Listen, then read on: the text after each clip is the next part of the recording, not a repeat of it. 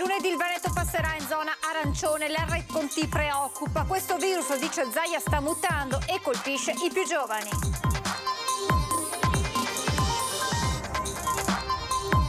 Occhi puntati sulle scuole. In caso di cluster da varianti in aula si potrebbe chiudere l'intero istituto. La decisione nei primi giorni della prossima settimana. Da oggi al via il nuovo piano vaccinale con le dosi in contemporanea sia agli anziani del 1939 che a quelli del 1929 e dopo i cluster in 2 scuole di Malcontente in un giorno nuovi casi di positività. Parcheggi per donne in gravidanza e colonnine elettriche. Il parcheggio dell'ospedale di Jesolo è stato completamente rinnovato. La presentazione con il sindaco e il neodirettore generale. Un altro furto con l'ormai consolidata tecnica dell'abbraccio. Un 17enne ha derubato un anziano di Salzano del suo orologio da 10.000 euro, scoperto dai carabinieri. Ladro seriale di libri nelle biblioteche di tutto il Veneto. Dietro a questa vicenda potrebbe esserci un giro più grosso, quello del mercato nero. Stop ai parcheggi, salviamo i pini. Appuntamento domani mattina per il flash mob nei pressi dell'aeroporto Marco Polo a tutela degli alberi e contro i nuovi parcheggi di Save. Edizione veneziana dei telegiornali di Antenna 3, buonasera e ben ritrovati. In primo piano la pagina dedicata naturalmente all'emergenza coronavirus con il Veneto che da lunedì sarà zona arancione. Allora prima di tutto diamo un'occhiata proprio ai dati del contagio e dei ricoveri nella nostra regione e in provincia di Venezia con il bollettino di azienda zero. Sono 430 i nuovi positivi. Guardando però i dati delle ultime ore rispetto quindi al report di questa mattina, complessivamente in Veneto nelle 24 ore i positivi registrati sono 1337. Per quanto riguarda invece la provincia di Venezia, nelle ultime ore sono 138 i nuovi positivi, complessivamente nelle 24 ore si registrano invece un numero più alto appunto di positività rispetto ai 138 di questa mattina. Per quanto riguarda i decessi, sono 20 i decessi in Veneto nelle ultime 24 ore, 4 invece nelle 24 ore nella provincia di Venezia e cresce anche il numero di ricoverati sia in area non critica che in terapia intensiva. Dati che portano proprio il Veneto dunque come detto da lunedì in zona arancione, lo ha annunciato durante la conferenza stampa il presidente Zaia. A preoccupare è l'R&T, un virus che sta mutando e che colpisce i giovani. Per le scuole invece si deciderà nei primi giorni della prossima settimana. Ho sentito il ministro, ecco, annuncio quello che poi stasera ci sarà, ha detto va, puoi dirlo, sì, siamo zona arancione. Così il presidente Zaia oggi dopo una riunione fiume con il ministro Speranza. Il Veneto lunedì si sveglierà con bar e ristoranti nuovamente chiusi, solo possibilità di asporto e divieto di spostamenti dai confini comunali salvo comprovate necessità. Il dato che ci spara in zona arancione in così poco tempo dà una dimensione di quanto corra velocemente l'infezione. Preoccupa non poco la crescita dell'R&T, l'appello ai cittadini a non assembrarsi e a utilizzare le mascherine, poi aggiunge. Ringrazio i sindaci del Veneto che dimostrano ancora una volta di essere persone per bene, attente alla salute dei cittadini. Ogni ordinanza è ben accetta. La mutazione del virus sta cambiando l'obiettivo, anziani sempre più vaccinati, ora sta guardando altrove. Guardate, la preoccupazione che noi abbiamo, io, l'assessore Lanzarin, tutto lo staff, il dottor Flor, la dottoressa Russi, insomma tutti, è che questo virus, che poi non lo si dica che io non l'avevo detto, guarda i giovani. È inutile piangere davanti alle tragedie, è meglio prevenire e si torna a parlare del tema scuole. Solo la prossima settimana si potrà decidere qualcosa. Stiamo parlando dei nostri ragazzi, e siccome di questa variante non sappiamo nulla, se serve chiudere una scuola si chiude e se serve chiudere le scuole si chiudono. Il ministro Speranza ha dato una buona notizia, spiega Zaia. Noi avevamo invocato la possibilità di vaccinazione per gli over 65 con AstraZeneca. Il ministro ha attivato la misura. Novità anche sul fronte Pfizer. In un flacone si possono arrivare a fare anche 7 dosi invece che 6. Non solo. Ci hanno confermato oggi nella riunione che è durata dalle 9:30 a mezzogiorno e mezzo, è stato confermato che l'arrivo dei vaccini a marzo sarà importante. Il Presidente poi ha terminato parlando delle imprese ormai in ginocchio, sarebbe giusto, ha detto, valutare il danno sul fatturato. Io spero che poi si possano stanziare ancora più soldi e magari Draghi con così un guizzo di creatività non riesca anche a pescare da quei 209 miliardi del Recovery Fund per iniettare queste risorse alle imprese che sono state massacrate, e poi il rilancio dell'economia lo fai se le serrande tornano su. E nel corso del punto stampa la dottoressa Russo ha spiegato che cosa cambierà nelle prossime settimane sul fronte positivi e proprio sul fronte varianti. In questo momento abbiamo però da considerare, oltre all'aumento del numero dei casi, anche quanto pesa nell'aumento del numero dei casi la presenza delle varianti, perché sapete che le varianti, è stato detto, lo diciamo ogni giorno, è legato soprattutto ad una maggiore contagiosità. E proprio per la contagiosità delle varianti è necessario un monitoraggio molto stretto, come da circolari ministeriali, per identificare i casi ad esse legati. Nel corso del punto stampa del presidente Zaia, la dottoressa Russo ha spiegato dunque che sarà utilizzato il metodo originale per rafforzare il sistema del tracciamento e dell'isolamento. Per ogni caso che viene ad essere segnalato, la quarantena non è più di 10 giorni ma è di 14 giorni, come era all'inizio nella fase 1, se vi ricordate, quindi più cautelativa da questo punto di vista. Si chiude con un tampone molecolare negativo e poi, per quanto riguarda il contact tracing, stiamo portando avanti un'azione che è analoga a quella che avevamo soprattutto nelle fasi più problematiche dell'andamento dell'epidemia, che non considera soltanto i contatti stretti ma anche i contatti a basso rischio. Fino a 14 giorni prima. Questo per isolare più persone possibili e bloccare il virus. Che cosa cambierà invece per i casi di positività a scuola? Un'attenzione particolare ce l'abbiamo nel monitoraggio di tutti i casi di positività che si riscontrano in ambito scolastico. È importante che noi sappiamo se sono determinati da variante o meno. Il fatto che siano determinati da variante ci porta praticamente a ricercare gli altri casi come sempre, però nel caso in cui troviamo un altro positivo, il provvedimento, oltre che alla classe, potrebbe essere esteso al singolo istituto. Questo per evitare che rapidamente possa interessare più soggetti. Con un cluster da variante, ovvero 2 o più casi collegati fra loro, si potrebbe dunque chiudere l'intero istituto, ma le modalità d'azione saranno decise entro i primi giorni della prossima settimana. Lo valuteremo in base anche alla situazione epidemiologica in cui insiste la scuola. È un'analisi che considera i casi specifici in un contesto più generale, che è un contesto di distretto oppure in un contesto di provincia. Speriamo di non farlo in un contesto di regione, proprio perché vorremmo lavorare in maniera più mirata. E intanto da oggi è partito il nuovo piano vaccinale con le dosi in contemporanea sia agli anziani della classe 39 sia quelli del 1929 e così a scalare. E dopo i cluster in 2 scuole di Malcontenta dei giorni scorsi, ora in appena un giorno nuovi casi di positività in ben 12 scuole del distretto veneziano dell'ULSS 3. Nelle ultime 24 ore casi di positività al Covid in ben 12 classi di studenti e pulcini in più scuole del veneziano nel territorio della ULSS 3 Serenissima. Per l'esattezza 5 le classi tra Dolo, Noale, Mira e Mirano, quindi 2 scuole a Venezia, centro storico, e altrettante a Marghera, dove i casi hanno riguardato una materna e una primaria, e infine 2 a Chioggia e in un asilo di Cona, dove è stato accertato il caso di variante inglese, per il quale è già stato allertato il primo cittadino Alessio Aggio.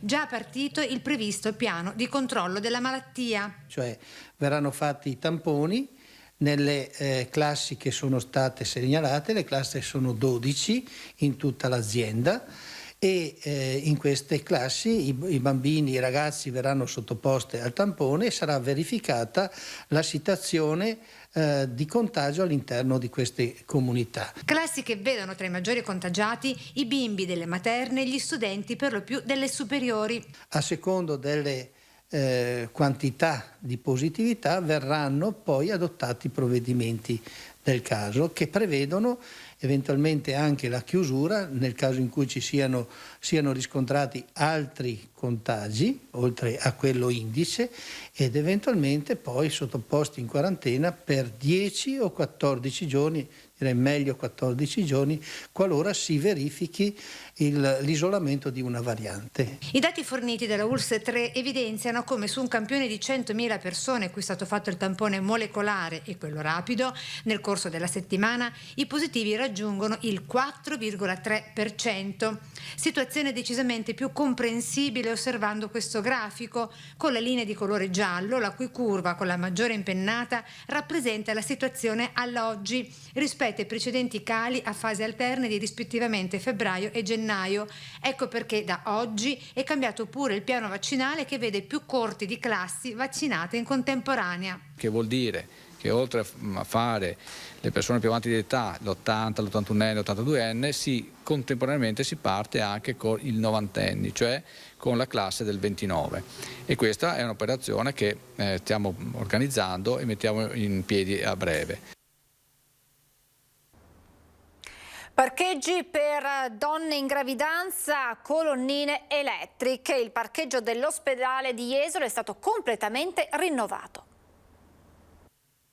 Il piazzale dell'ospedale di Jesolo ha un nuovo look, più posti auto, nuova pavimentazione, nuova viabilità e uno sguardo al futuro, considerato che è fornito di nuove colonnine per la ricarica di veicoli elettrici, il tutto con un investimento di 201.000 euro. È fondamentale aver potuto riqualificare questo accesso, quindi sistemando la viabilità e rifacendo anche tutta la parte, la ripiantumazione del verde e soprattutto l'area a parcheggi. Un progetto che è partito col dottor Bramezza e che oggi consegniamo alla città di Jesolo e all'ospedale. Illuminata tutta l'area di 2.600 metri quadrati con la presenza di lampade a basso consumo energetico e a ridotto inquinamento luminoso. Il parcheggio ora può ospitare più veicoli grazie alla disponibilità di 50 posti auto, di cui 6 riservati a persone con disabilità e 3 per donne in gravidanza o mamme con bambini piccoli al seguito. Più ovviamente l'area riservata alle biciclette. Ecco, ma soprattutto una parte interessante è che di fronte all'ospedale non ci sono le macchine posteggiate, quindi le persone possono anche sostare qui senza alcun impedimento, possono anche i pazienti, quando l'ospedale di Jesolo riprenderà la sua normalità, fare anche 2 passi all'esterno. Ma i cantieri non chiudono lungo via Levantina, è il primo cittadino a spiegarne le ragioni. Sappiamo che tra l'altro a breve inizieranno i lavori del nuovo ingresso, qui parcheggi eccetera, anche all'esterno oltre che all'interno, quindi fra qualche mese ne partiranno i lavori, che il progetto è già in fase di finizione. La cronaca, un 37enne di Marcone è morto mentre camminava per strada, un malore improvviso, probabilmente un infarto nei pressi della Gazzera. La giovane si è improvvisamente accasciata sulle strisce pedonali in via Laurana, tanto da far pensare inizialmente ad un investimento lungo la laterale che sbuca su via Quarnaro, l'asse che dalla Gazzera si innesta sulla rotatoria della tangenziale. Ma sul corpo non sono state rilevate ferite o lesioni e sarebbe stata praticamente accertata la morte per cause naturali, anche se il corpo resta a disposizione dell'autorità giudiziaria che deciderà se procedere con l'autopsia. Un altro furto con l'ormai nota e consolidata tecnica dell'abbraccio. Un anziano è stato derubato del suo orologio da 10.000 euro. Dopo numerosi accertamenti, i carabinieri di Noale hanno identificato una 17enne di origine rom residente nel Veronese tra molti degli autori di furto con la classica tecnica dell'abbraccio, in questo caso a danno di un anziano di Salzano. L'ha atteso all'uscita di un supermercato per poi seguirlo fino a casa. A quel punto l'ha avvicinato per chiedergli la classica informazione e poi l'ha abbracciato col pretesto di ringraziarlo, avanzando in questo caso anche delle proposte a sfondo sessuale, probabilmente per entrare ancora più in contatto fisico e potergli sfilare l'orologio, riuscendoci. Dopodiché è fuggita di corsa con una refurtiva del valore stimato di oltre 10.000 euro. Una volta a casa l'anziano si è reso conto del furto e ha sporto denuncia ai carabinieri, che hanno avviato le indagini. Identificata, la 17enne è stata denunciata per furto aggravato. E adesso torniamo a parlare del ladro seriale di libri nelle biblioteche, perché dietro a questa vicenda potrebbe esserci un giro più grosso. I legali rappresentanti delle biblioteche del Veneto, vittima del ladro di libri che si era creato una collezione a casa, dovranno recarsi dagli agenti del nucleo operativo della Polizia Locale di Venezia per dire se dai loro scaffali mancano altri libri, una volta riavuti quelli trovati a casa del 48enne di Dolo che aveva fatto razzia proprio nelle biblioteche del Veneziano, del Padovano e del Trevigiano. Dall'eventuale assenza di altri volumi prenderà infatti il via il secondo filone dell'indagine per cercare di ricostruire in maniera capillare questa vicenda. Una delle piste è quella di verificare che gli oltre 1100 volumi trovati in casa del ladro per un valore di circa 80.000 euro non fossero solo a uso personale, ma in qualche modo depositati in attesa di finire al centro del mercato nero. Se non si riducono i tempi burocratici, il super bonus del 110% rischia di essere un incentivo che non esprimerà mai appieno le sue potenzialità, e da Venezia parte un appello ai comuni. Creare uno sportello unico per il super bonus 110%. Da Venezia parte un appello a tutti i comuni della città metropolitana e in particolare al suo capoluogo. Un appello che comprende l'Associazione Nazionale Costruttori Edili, l'Ordine degli Architetti e la Fondazione Bellisario. Al momento la complessità delle procedure per la richiesta del super bonus 110% e l'articolato percorso burocratico che può coinvolgere il comune, il catasto e la soprintendenza genera tempi troppo lunghi. Ci sono dei rallentamenti forti con gli uffici comunali, per cui riteniamo che ci debba essere uno sportello unico che ci permette di avere un unico interlocutore nel comune e sapere esattamente come poter verificare le pratiche ed avere in fondo questa conformità edilizia urbanistica necessaria per lavorare. E i comuni avrebbero l'opportunità di far fronte tempestivamente alle richieste. La legge di bilancio ha previsto un fondo per l'assunzione di personale a tempo determinato dedicato a velocizzare l'iter di queste pratiche che sono complesse e che chiederebbero anche una certa, discrezionalità di buonsenso da parte del personale istruttore per superare quelle lievi difformità che aiuterebbero ad aprire i cantieri. Il super bonus 110% rappresenta una grande opportunità per l'edilizia e il suo indotto. Su questo gli addetti ai lavori sono concordi. Ma se non si riduce la lunghezza dei suoi tempi burocratici, rischia di rimanere un incentivo che non esprimerà mai tutte le sue potenzialità. Difendiamo l'ultimo pianeta a Tessera, stop ai parcheggi, salviamo i 220 maestosi pini. Slogan con i quali associazioni del Verde e ambientaliste di Mestre a residenti di Tessera si sono dati appuntamento per le 11 di domani mattina per il flash mob nei pressi dell'aeroporto Marco Polo a tutela degli alberi e contro i previsti nuovi parcheggi di Save. È previsto che Save a partire da marzo prossimo possa raderli al suolo. Si tratta di querce, noccioli, pini, l'ultimo lembo rimasto della vasta area verde che proteggeva Tessera, ex vivaio Maccatrozzo. Save vuole realizzare lì 2 parcheggi provvisori per 900 auto e ha già ottenuto il via libera dal Ministero delle Infrastrutture e dei Trasporti. A quanto pare deve essere solo decisa la data, scrivono i gruppi. Faremo una catena umana lungo il marciapiede destro, dalla rotatoria sulla statale alla seconda rotatoria di via Galilei, esponendo cartelli e striscioni di protesta con le associazioni Forum del Verde e altre associazioni. Sono stati invitati gli amministratori locali. Gli alberi appartengono alla comunità, non sono di Save, si legge nei volantini delle associazioni che manifesteranno domani mattina. Con questa notizia termina la nostra edizione del telegiornale, vi lascio come sempre alle previsioni meteo. Grazie per l'attenzione e buon proseguimento di serata.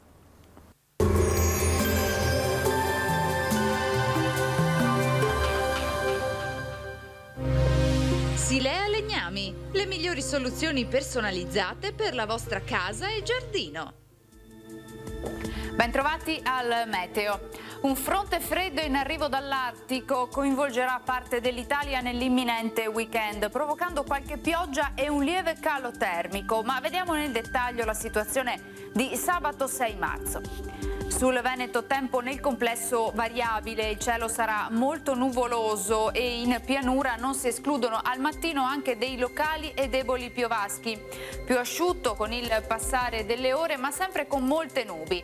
Ampio soleggiamento invece sui settori montuosi. Temperature più fresche, lievemente, minime tra 1 e 5 gradi, valori massimi invece tra i 5 e gli 11 gradi all'incirca.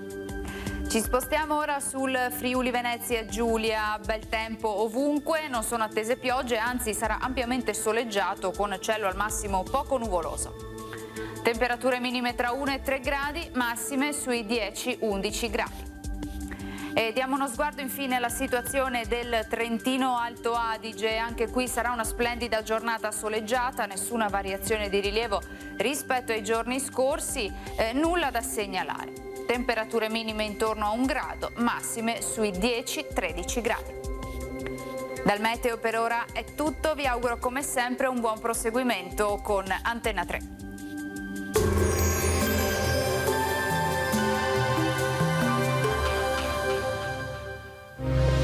Silea Legnami, le migliori soluzioni personalizzate per la vostra casa e giardino.